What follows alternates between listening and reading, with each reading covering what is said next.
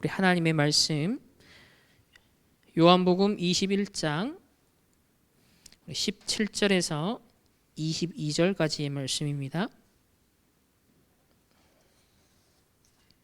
요한복음 21장 우리 17절에서 22절까지의 말씀 우리 함께 합독하시겠습니다. 세 번째 이르시되 요한의 아들 시몬아 네가 나를 사랑하느냐 하시니 주께서 세 번째 내가 나를 사랑하느냐 하심으로 베드로가 근심하여 이르되 주님 모든 것을 아시오매 내가 주님을 사랑하는 줄을 주님께서 아시나이다. 예수께서 이르시되 내 양을 먹이라. 내가 진실로 진실로 내게 이르노니 내가 젊어서는 스스로 띠띠고 원하는 곳으로 다녔거니와 늙어서는 내 발을 벌리리니 남이 내게 띠띠우고 원하지 아니하는 곳으로 데려가리라. 이 말씀을 하심은 베드로가 어떠한 죽음으로 하나님께 영광을 돌릴 것을 가리키심이러라. 이 말씀을 하시고 베드로에게 이르시되 나를 따르라 하시니 베드로가 돌이켜 예수께서 사랑하시는 그 제자가 따르는 것을 보니 그는 만찬에서 예수의 품에 의지하여 주님을 파는 자가 누구오이까 묻던 자더라.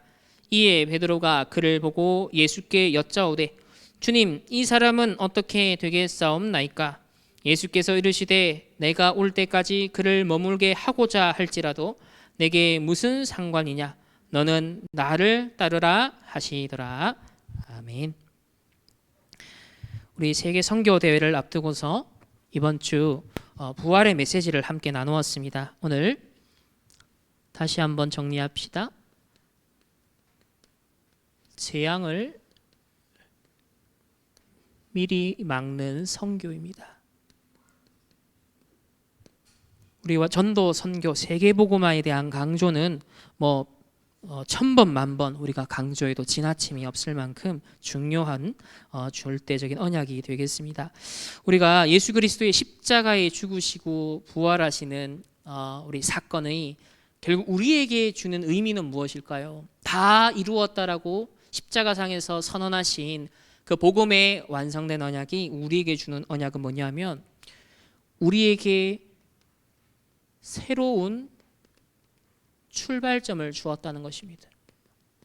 이 말은 이전의 불신자 상태의 근본 운명에서 배경에서 다 빠져나왔다는 것입니다. 그 운명이 해결되었다라는 것이죠. 12가지 문제, 이 개인의 운명에서 영원히 해방되었다 그랬습니다. 그래서 제가 표현하기는 개인 운명에서 해방되었다.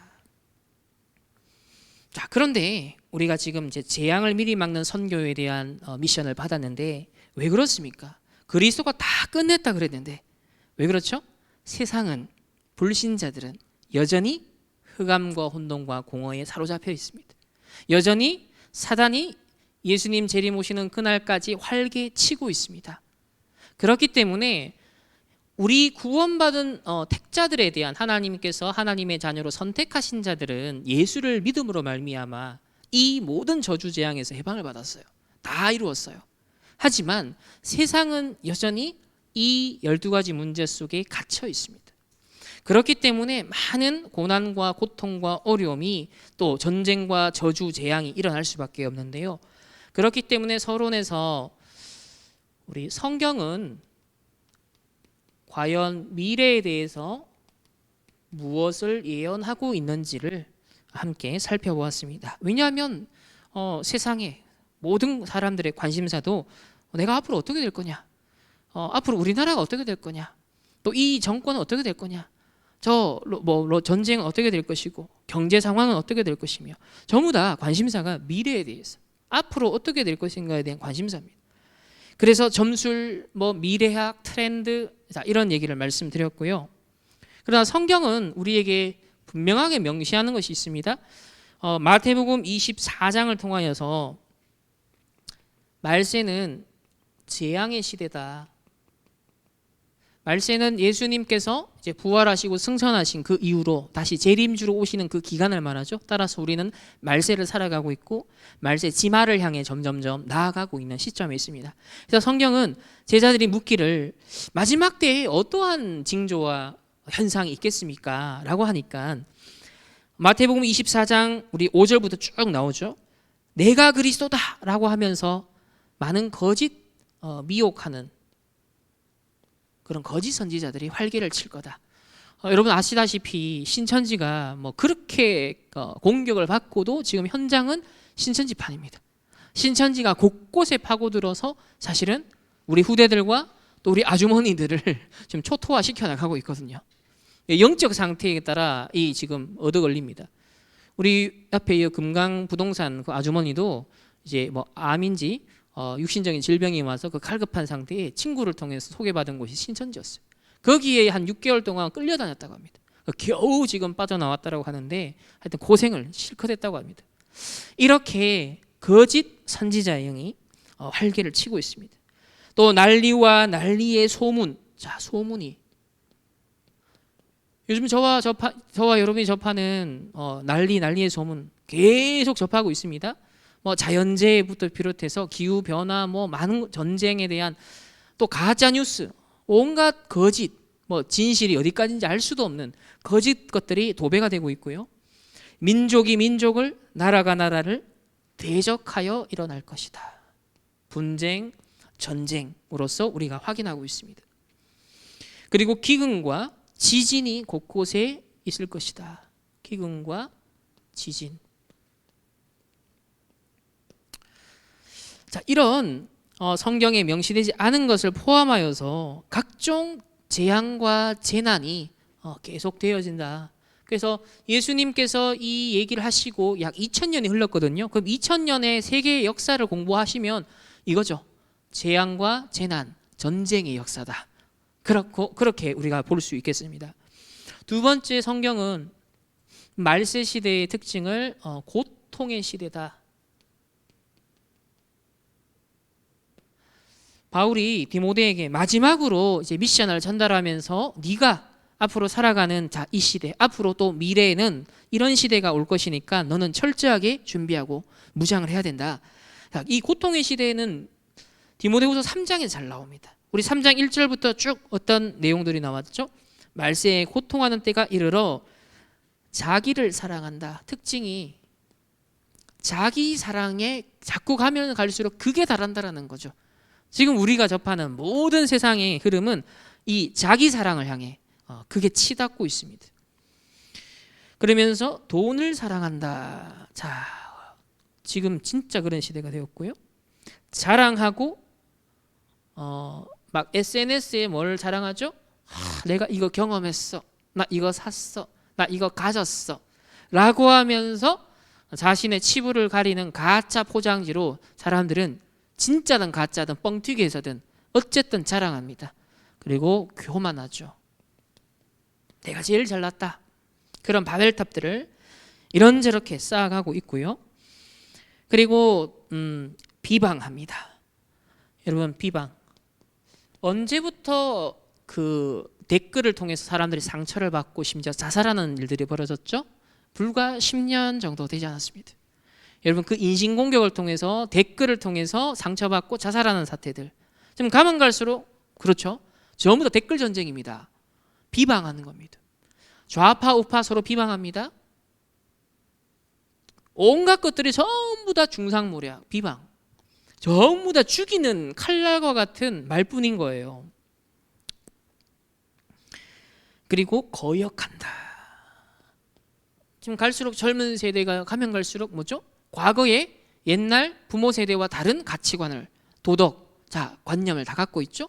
거역하는 거예요. 순종하지 않습니다. 그리고 감사가 없습니다. 특히 전쟁을 겪은 세대와 그 이후에 다른 세대가 일어나면 또 감사가 사라지죠. 그걸 겪었던 세대가 복구되어지고 회복되어지는 것 속에서 그런 어떤 감사하는 마음과 지금 뭐 태어나서 젊은 우리 초등학생, 중학생들은 뭐 6.25다 뭐다 뭐 개념이 없죠. 그러니까 전혀 패러다임이 다른 겁니다. 다른 세상을 살아가고 있어요. 거룩하지 않습니다. 모든 지금 뭐 성문화도 그렇고 지금 동성애라든지 각종 것들이 전부 다 네피림화되고 있죠. 육신화되어 가고 있습니다. 오히려 죄악을 사랑하는 쪽으로 가고 있습니다. 그리고 무정하다. 특징이 무정하다.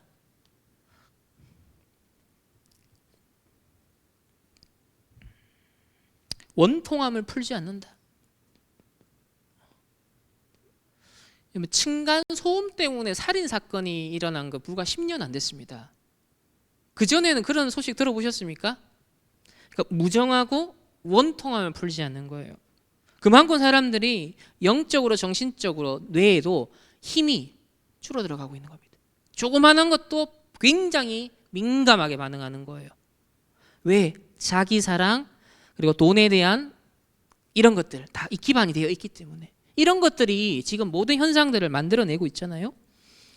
그리고 모함합니다. 모함. 심지어 모함해서 내 유익을 위해서는 모함까지 합니다. 그리고 갈수록 절제를 못하죠. 중독되어 갑니다. 그리고 사나우며 사납다. 사납다. 이건 다 연결되어 있는 부분이에요.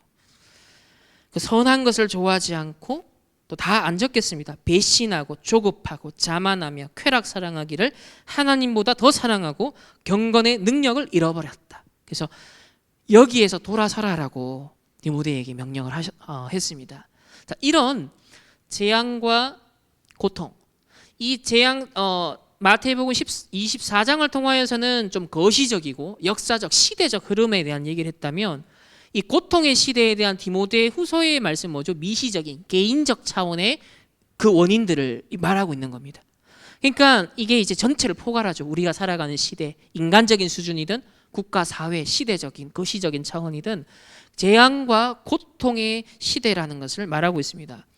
그래서 성경은 무슨 답을 주냐면 세 번째로 이 고난과 재앙과 고통을 어떻게 종결시킬 수 있겠냐.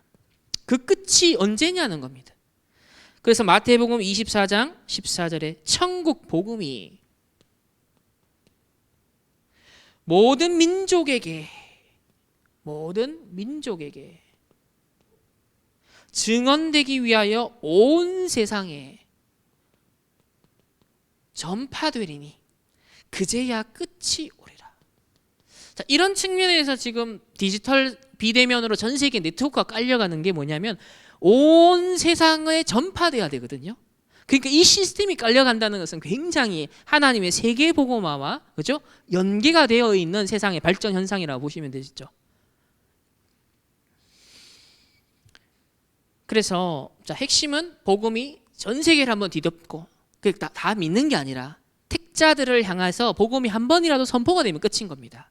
거기에 우리가 목표가 있기 때문에 다 개종시키는 게 아니죠. 하나님이 예비하신 자들에 대해서 이 복음이 한 번은 미쳐야 되는 겁니다. 그곳에 발을 뻗쳐야 되는 거예요. 그러려니 우리가 지금 방송 시스템, 비대면 시스템 여기에 하나님이 코로나를 통해서 완전 갱신시켜버린 거예요. 그러니까 말세 치말이 진짜 가까워 오고 있다는 것을 시사해주는 현상인 것이죠.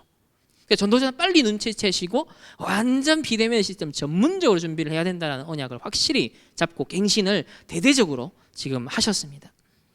이걸 대비하는 거예요. 왜? 이걸 대비 안 하면 재앙과 고통의 시대는 예고가 되고 갈수록 심해지는데 그럼 빨리 복음 전파하는 게 앞당겨지면요. 이 시기를 줄일 수 있거든요. 근데 만약에 눈치 못 채면 어떻게 됩니까? 갱신 못하면 어떻게 되죠? 이 재앙과 고통의 시대는 계속 이어지는 거예요. 따라서 이런 시대가 오더라도 결국 이 전체 성경의 예언을 알고 미래에 대한 대비를 하고 있으면 당황하지 않습니다. 성경의 말씀대로 성취되어 가고 있고 그러면 우리는 무슨 언약을 잡고 집중해야 될 것인지 우리의 정체성과 사명, 교회의 역할이 더 선명해지는 것이겠죠. 자, 그러면 이런 선교의 분명 중요성을 우리 성경은 계속 강조하는데 선교는 뭐라고 그랬습니까? 선교는 재앙을 미리 막는 것이다.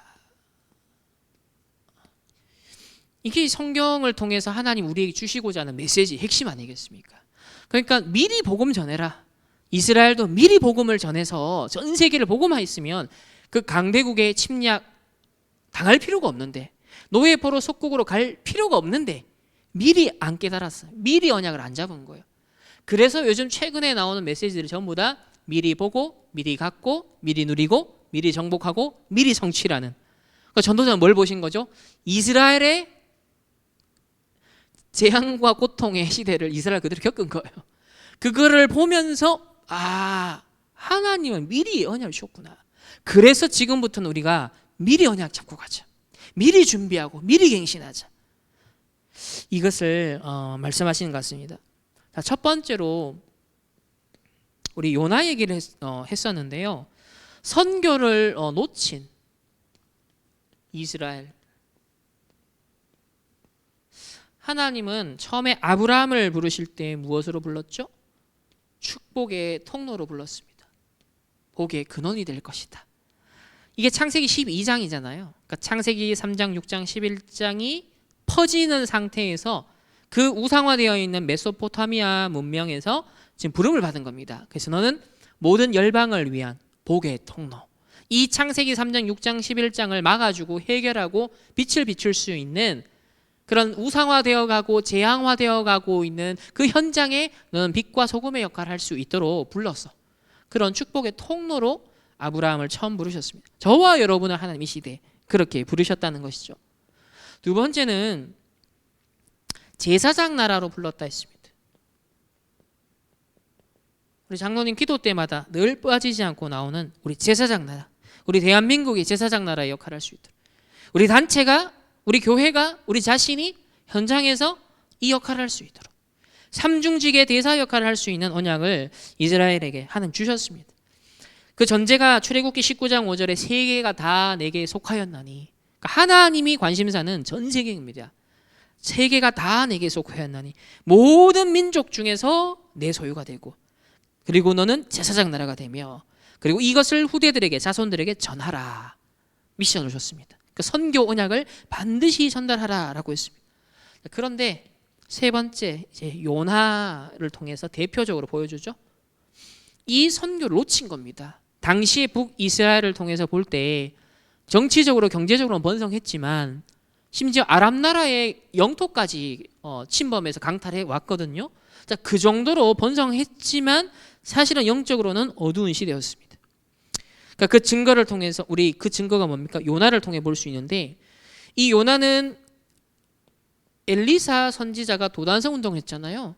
근데 약 40년, 엘리사 이후, 엘리사가 죽고 그 이후에 40년이 지나서 나타난 인물입니다.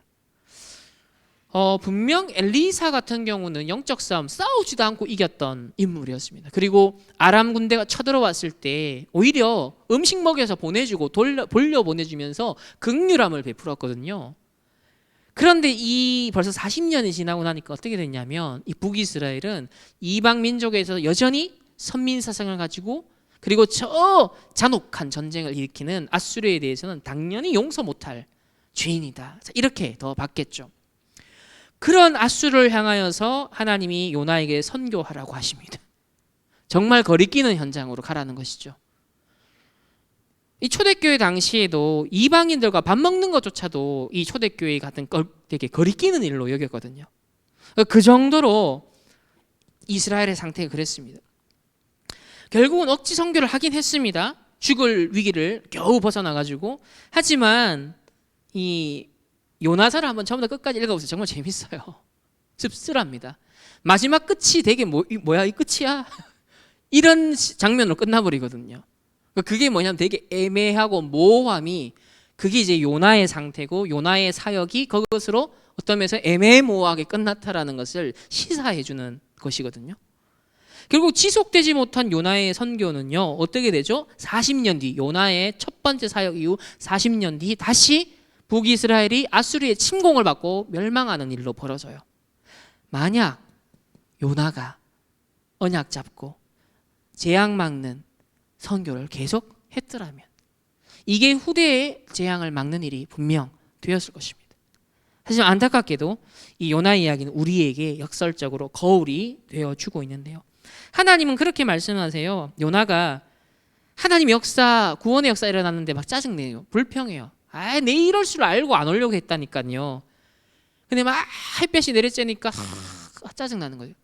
하나님 박넝쿨을 그래도 사랑해서 요나에게 이 그늘을 보호막을 주십니다. 근데 그 박넝쿨을 너무 기쁘다, 너무 좋다 그랬는데 하나님 그걸 마르게 해버립니다. 그랬더니 어떻게 되죠? 막 짜증내면서 성을 냅니다. 그러면서 하나님이 무슨 메시지를 교훈으로 주시냐면, 자, 내가 이 좌우를 분별하지 못하는 니느웨에 있는 큰 성읍 니느웨에 있는 12만 명의 이 영혼을 내가 아꼈는데 너는 겨우 너를 가려주는 그 박넝쿨 있다가 크게 기뻐하고 없어지니까 짜증내고, 그게 이제 우리의 모습, 이스라엘의 모습을 사실은 적나라하게 비춰주는 것이죠. 너는 무엇으로 기뻐하고 있니 과연? 너는 무엇으로 오늘도 행복을 찾고 있니? 그리고 무엇으로 슬퍼하고 눈물을 흘리고 있니? 그것을 우리에게 질문을 하시는 것입니다. 두 번째는 결국 우리 신약 시대로 와서 우리 사복음서를 통해서 이 선교라는 것은 세계 재앙을 막는 것임을 말씀합니다. 첫 번째로 우리 마태복음을 통해서 왕적인 서밋 미션이라는 언약을 잡아야 한다. 왜 그렇죠? 그 전제가 예수님이 왕으로 오셨습니다. 만왕의 왕으로 오셨습니다. 유대인의 왕으로 오셨습니다. 그리고 그 왕은 이스라엘 나라를 정치적으로 해방시키는 왕이 아니라 사단의 나라를 깨뜨리는 왕으로, 이스라엘이 로마의 포로 속국될 수밖에 없는 그 영적인 근본을 바꿔주는 왕으로 오셨습니다. 그래서 하나님 나라의 일을 선포하셨고 천국 복음을 듣고 회개하라 라고 하셨어요. 그리고 부활하시고 승천하시면서 뭘 마지막에 주셨죠? 하늘과 땅의 모든 권세를 너에게 주노니 나에게 줬다. 그리고 내가 너희와 항상 함께 하겠다. 그러니까 권세자가, 왕이 우리와 함께 하는 거예요. 그래서 우리는 대신 왕의 신분을 대리하는 자로 그런 선교를 하는 것입니다. 그래서 흑암의 권세를 깨뜨리는 것이죠. 이거는 가는 곳곳마다 세상 임금 노릇하고 있는 사단을 깨뜨릴 수 있는 흑암을 무너뜨리는 권세를 사용하는 선교를 하라는 것이죠. 그래서 첫 번째 마태복음을 통해서 붙잡아야 될 우리의 선교는 뭐다? 전 세계 2, 3, 7 나라 5천 종족 어디에 사로잡혀 있냐? 사단의 나라에 사로잡혀 있구나. 흑암의 통치 속에 있구나. 여기서 해방시켜주는 자로. 이스라엘을 해방시켜준 게 언제냐? 그 정치적으로 막 테러 해가지고 막 군사를 일으켜가지고 이렇게 육신적으로 생각했는데 그게 아니라 너희 가정 가문이 지금 어디 사로잡혀 있니? 지금 우리나라 정치인들이 어디 사로잡혀 있니? 지금 전 세계가 저 푸틴이 무엇에 사로잡혀 있니? 본질을 보라는 겁니다. 사단에게 사로잡혀 있지 않냐? 흑암 세력에 사로잡혀 있지 않느냐? 저 범죄자가 어디 사로잡혀 있니? 육신적으로 보면 아수르가 저 용서 못할 무시무시한 진짜 잔악한 민족 이렇게 보는데 왜 그렇게 됐냐? 복음 안 전해줘서 저 민족이 젓고라지 된 거 아니니? 그러니까 제사장 나라 중보자 역할 하라고 축복했던 거 아니니? 그겁니다. 우리가 죄인을 향하여서 세상의 문제를 보면서 욕만 하는 게 아니라 저 일본 놈들 이게 아니라 일본이 그렇게 될 수밖에 없는 배경을 한번 보세요. 복음 없이 올바른 복음의 선교를 받지 못하고 예수회가 먼저 들어갔어요. 거기에 500년 전에. 그러니까 이 예수회 완전 카톨릭 틀린 거 심고 그게 막 핍박받기도 하고, 그리고 얼마나 거기는 진짜 800만 우상 귀신 섬기지 않습니까? 섬나라의 특징. 그러니까 이게 결국은 뭐죠? 완전 찬황 숭배하고 신사 참배 이거를 제도화 정치화 해가지고 다른 나라 막 침략하고, 그 배경에는 미리 일본 선교가 바르게 되었더라면, 일본에 올바른 복음이 들어갔더라면 어떻게 됐을까? 일본의 주기철 목사님 같은 목회자가 일어났더라면 어떻게 되었을까? 다르죠. 그러니까 근본적으로 현실, 사실, 진실 넘어 영적 사실 하나님의 계획까지 우리는 봐야 됩니다. 이렇게 왕적인 서밋 미션, 선교라는 것은 이 세상 임금 사단의 일을 무너뜨린 그리스도께서 우리에게 주신 권세, 신분 권세 가지고 그거를 같이 사용하라는 겁니다. 흑암 꺾어주라는 겁니다. 여러분이 강한 자를 먼저 결박해주는 역할을 가정 가문에서, 교회에서, 현장에서 감당하라는 거죠. 그리고 선교사님들, 그리고 우리 함께 동력해서 237 5천 종족의 역사는 이 흑암을 깨뜨리라는 겁니다. 선교는 바로 그런 사역을 하는 것입니다. 두 번째 선교는 마가복음을 통해서 나타내시는 그 복음을 그대로 전하는 것이죠. 이 마가복음은 특별히 종의 신분, 섬기는 자로, 내가 온 목적이 뭐다? 섬김을 받으려 함이 아니로 도리어 섬기고 나의 목숨을 내어주기 위함이다. 희생제물로서, 제사장적. 이것은 바로 우리의 치유 미션, 치유 선교 근거가 되죠. 우리가 이 말세지말 시대 절대로 자기를 굽히지 않는, 자랑하고 교만하고 무정함에 원통함을 풀지 않고 사납고 절제하지 못하고 모함하며, 그러니까 절대로 나를 죽이지 않습니다. 절대로 나를 포기하지 않죠. 근데 갈라디아 2장 20절 나는 이미 저런 나는 이미 죽은 겁니다. 멸망할 나의 자존심은 끝난 겁니다. 그리스도가 우리의 자존심이 돼야 됩니다. 하나님이 우리 베푸신 구원의 은혜가 우리의 자존심이 돼야 돼요. 그러니까 왕 같은 제사장이란 건 뭐냐면 가장 높은 신분인데 가장 낮은 데서 내가 섬길 수 있다는 거예요. 내가 살릴 수 있는 역할, 내가 치유하는 역할, 그 피스메이커 역할을 하는 거죠.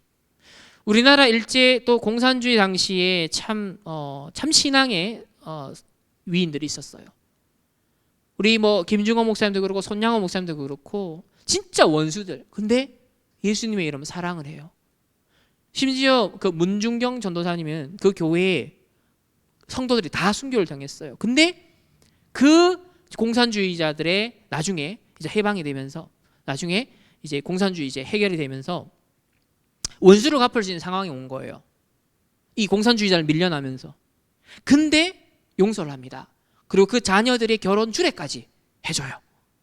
이게 뭐냐면 원수를 갚지 아니하고 사랑으로서 더 이상 흑암이 역사하지 않도록 끊어버리는 일인 거예요. 근데 여러분 세상은 절대 불가능하죠. 사무라이 시대다, 중세 기사도 전부 다 복수전입니다. 모든 정쟁도 당한 만큼 되갚아준다. 모든 핵전쟁도 받으면 쏜다 이거거든요. 그러니까 모든 게 복수극밖에 없어. 세상은 당한 만큼 갚아줘야 돼요. 그래야 내 원통함이 풀리기 때문에. 그게 결국은 내가 주인된 인간의 국가의 결과거든요. 사단이 주인됐기 때문에 그래요. 근데 제사장은 뭐예요? 그리스도가 십자가에서 우리를 위해 대신 죽으셨어요. 우리가 희생 봉사할 수 있는 근거가 거기에 있는 거예요. 하나님의 사랑을, 은혜를 받은 만큼 그 감사 감격이 내게 나오는 만큼 전도를 위해서, 하나님의 영광을 위하여 섬기는 거예요. 그러니까 이건 인격 수행 차원에서의 내 낮아짐이 자존심 낮추는 게 아니에요. 제사장적인 역할, 제사장 나라의 역할을 축복으로 주신 겁니다. 그러니까 이 세상은요, 복음 가진 자만이 희망입니다. 복음 가진 자가 정말 복음의 능력을 발휘해야 이 시대의 전쟁과 분쟁이 그치는 거예요. 저 재앙과 고통의 시대가 끝나는 겁니다.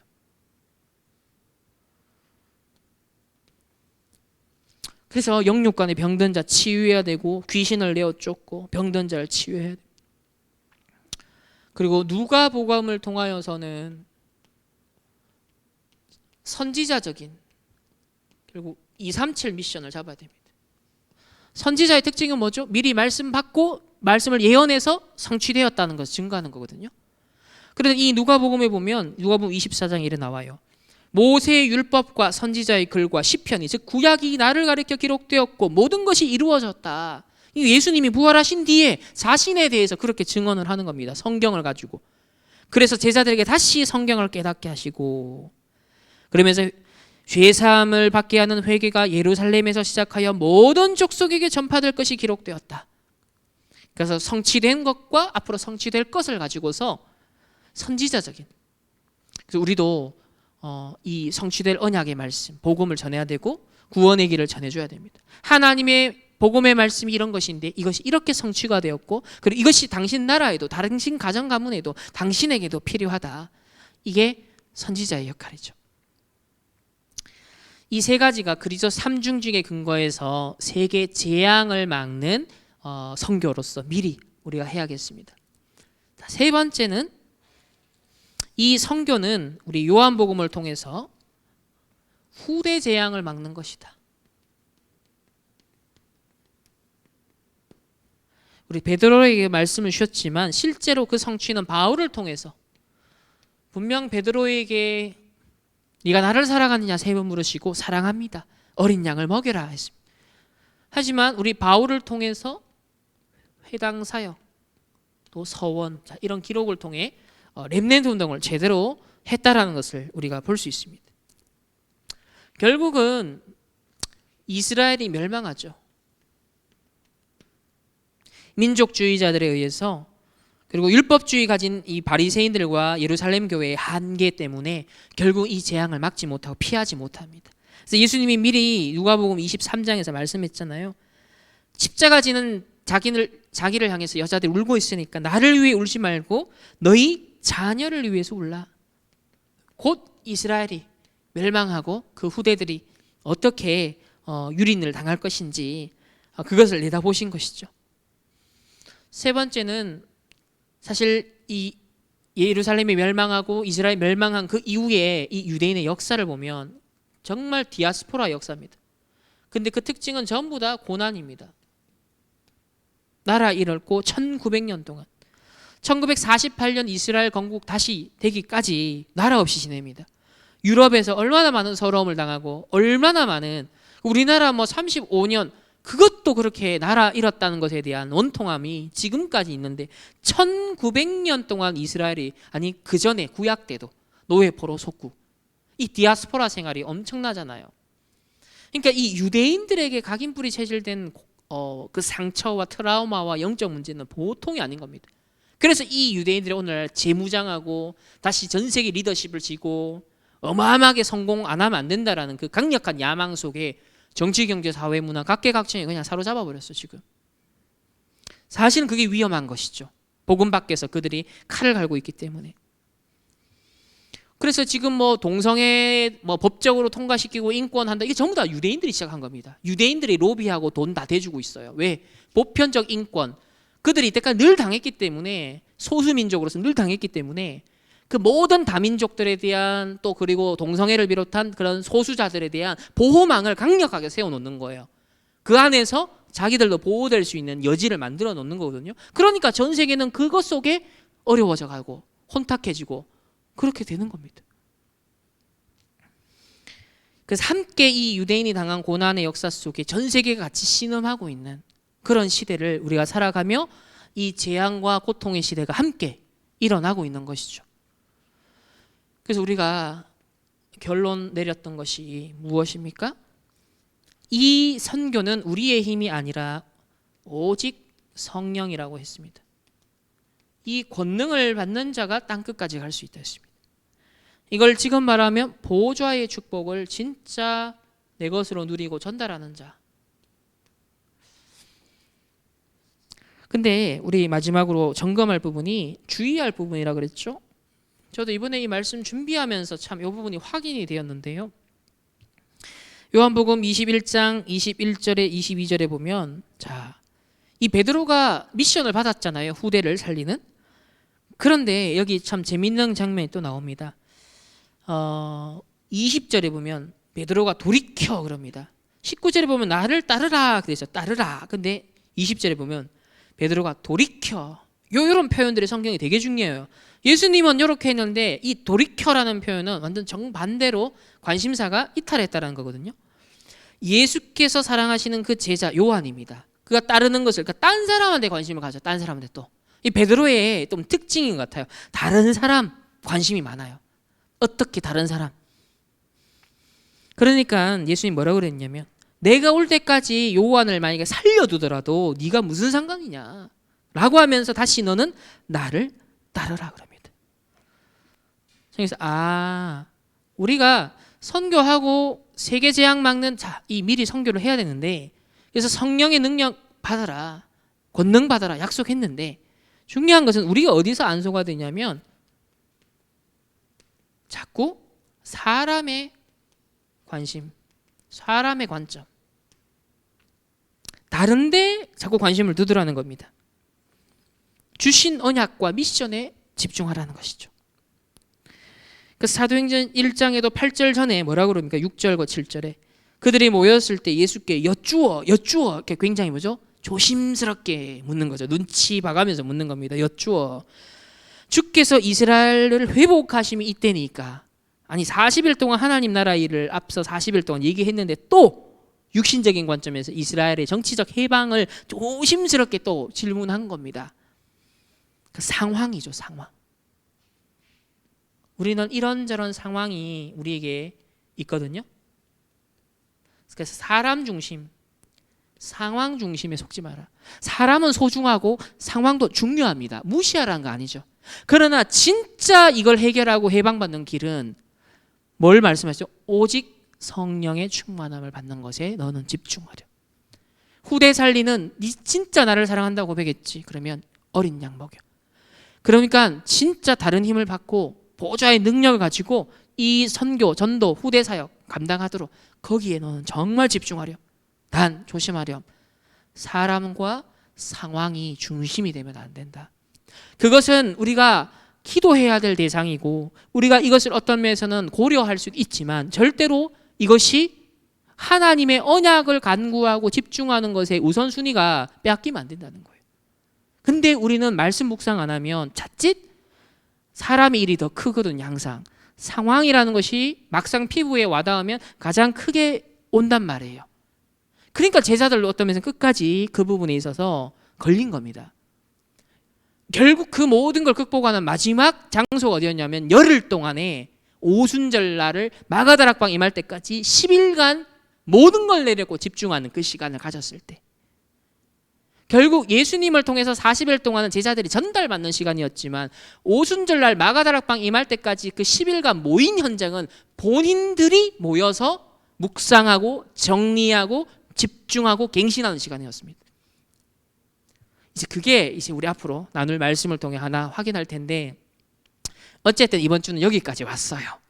그래서 요나도 그렇고 말세 이 미래에 대한 예언들, 그 예수님이 이루신 사역들, 그리고 마지막으로 우리에게 주시는 언약이 무엇인가를 우리 점검해 보면서 우리를 점검해야 됩니다. 우리의 현 주소, 우리의 현 상황, 우리 자신의 어떤 흐름들, 그거를 한번 거울과 같이 점검해 보시면서 나는 지금 어느 부분에 해당되는가, 하나님 어떤 부분에 갱신과 언약 잡고 인도받기를 원하는가, 한번 오늘 이 밤 다시 한번 말씀 잡으시고 남은 한 주간 동안 25차 세계 선교 대회를 앞두고 또 선교사님이 오시는 이번 주간을 앞두고서 진짜 하나님의 세미한 음성 들으시고 이 주의할 부분만 여러분들 잘 주의하시면 분명 이 유대인 정말 실수했던, 이스라엘이 실수했던, 이 요나가 정말 실패했던 우리가 거기에 걸리지 않고 이제 그 부분을 넘어서서 이 복음 놓친 유대인들 결국 멸망하고 후대들이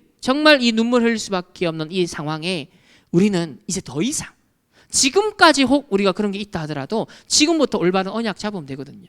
진짜 더 이상 세계 재앙, 후대 재앙 일어나지 않도록 하나님 어린 양을 먹이는 렘넌트 운동을 하는, 진짜 땅 끝까지 이 복음을 전할 수 있고 증가할 수 있는 그 일에 내가 중직자로 우리 교회가 세워지고 나의 직분을 감당하며 또 나의 업과 나의 산업이 하나님과 소통되어질 수 있는 것에 내가 집중하겠습니다.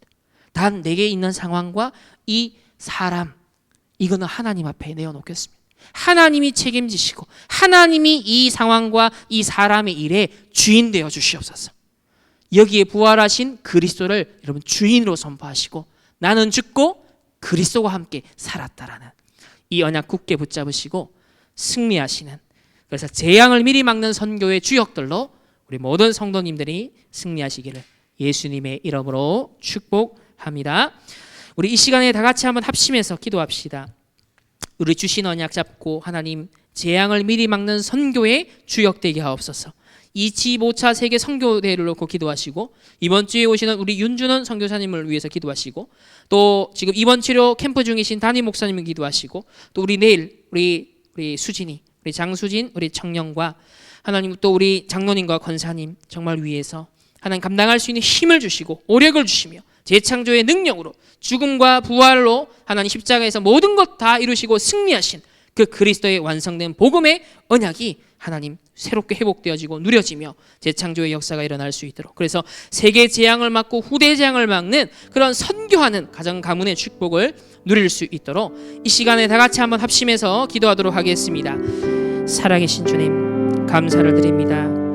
세계 선교 대회를 앞두고 우리 부활의 메시지를 받고 후대와 세계 재앙 막는 이 미션의 언약을 주심을 감사합니다. 하나님 아버지, 이스라엘이 처음부터 제사장 나라로 부름받고 복의 통로로 부름을 받았음에도 불구하고 전도 선교의 언약을 놓치며 결국 하나님 민족주의로 이스라엘의 그 상처로 영적인 문제에 빠져 하나님 우상 숭배에 빠져 결국은 하나님 이 전도 선교에 실패하였습니다.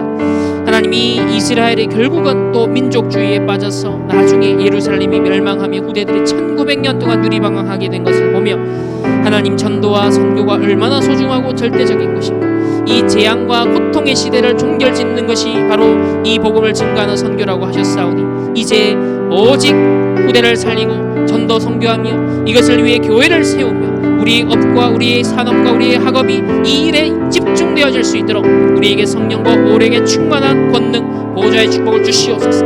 하나님, 우리 앞에 놓여있는 사람의 일 상황 하나님 속지 않게 하시고 그리스도가 내가 다 이루었노라고 하신 이 완성된 선포의 복음을 굳게 붙잡고 재창조의 능력을 체험케 하여 주시옵시고 전도 선교 후대 살리는 언약을 굳게 붙잡고 승리할 수 있도록 축복하여 주옵소서. 우리 윤준원 선교사님 축복하시며 하나님 이번 주간에 선교의 언약이 우리에게 전달되어지게 하시며 또 하나님 우리 담임 목사님과 또 특별히 우리 수진이 우리 장로님 권사님에게 생각과 마음 지키시고 하나님 그 영육간에 정말 재창조의 능력을 체험케 하여 주시옵시며 보호자의 능력으로 함께하여 주옵소서. 평안함으로 함께하여 주시고 하나님 그리스도가 주인 되어지게 하여 주시옵소서. 하나님의 마지막 언약을 굳게 붙잡는 시간 되어지게 하여 주시옵소서.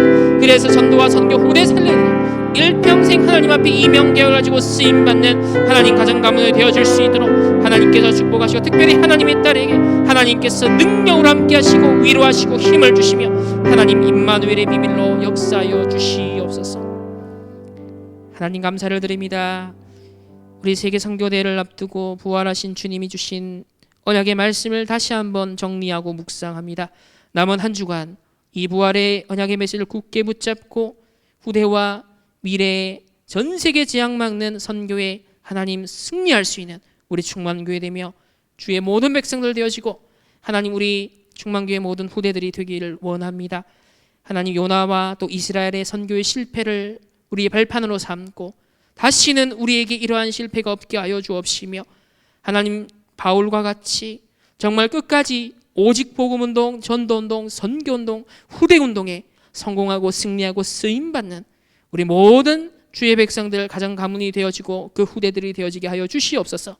하나님 이번 주 오시는 우리 윤준원 선교사님 축복하시며 하나님 재앙 막는 이 선교의 언약이 우리에게 더욱더 편집, 설계, 디자인되어지고 각인 뿌리 체질되어지는 복된 주일 되게 하여 주시옵시고 특별히 하나님 이번 또 치유 캠프 중에 있는 우리 담임 목사님에게 성령의 능력으로 하나님 붙들어 주시며 그 현장에서 참된 소망을 가지고 재창조의 능력을 체험하는 복된 시간 되게 하여 주시옵소서. 그 현장이 전도의 현장, 선교 현장 되게 하시고 하나님 40일 집중의 현장 또 열흘의 마가다락방에 그 성령의 권능을 덧입는 현장 되어지게 하여 주시옵소서. 하나님 또 내일 우리 수진이와 우리 장로님, 권사님 하나님 모든 여정을 하나님께서 지키시고 모든 치유의 일정 가운데 함께 하시며 흑암의 나라 무너지며 하나님의 나라 임하게 하여 주시옵소서. 그리스도가 죽으시고 부활하시고 모든 것 다 이루신 그 복음의 완성의 복음의 능력들이 체험되지게 하여 주시옵시며 특별히 후대와 전세계 재앙 막는 선교의 언약을 주셨사오니 하나님 이 시대에 하나님 주신 절대 언약을 굳게 붙잡고 일평생 복음과 전도와 선교와 하나님 후대를 살리는데 귀하게 쓰임받는 가정 가문 또 그 후대들이 되어질 수 있도록 축복하여 주시옵소서. 우리 특별히 수진이 감당할 수 있는 힘을 주시고 하나님 절대 언약 속에 하나님의 재창조의 치유의 빛의 능력을 체험할 수 있도록 하나님께서 강권적으로 붙들어 주시며 우리 전 성도들도 함께 기도하며 집중하는 가운데 하나님 정말 복음의 능력, 말씀의 능력 깊이 묵상하며 이 모든 치유의 능력을 함께 누리는 시간으로 역사하여 주시옵소서. 지금은 우리 주 예수 그리스도의 은혜와 하나님의 무한한 사랑하심과 성령 하나님의 내주 인도 역사하심이 재앙을 미리 막는 선교의 언약을 굳게 붙잡고 상황과 사람에 속지 아니하고 완성된 복음의 언약을 굳게 붙잡고 누리기를 원하는 모든 충만교회 권속들, 특별히 하나님의 사랑하는 딸 우리 수진이, 우리 모든 성도님들 개인과 만남과 가정과 업과 흩어지는 모든 현장 위에 이제로부터 영원토록 항상 함께 있을지어다. 아멘.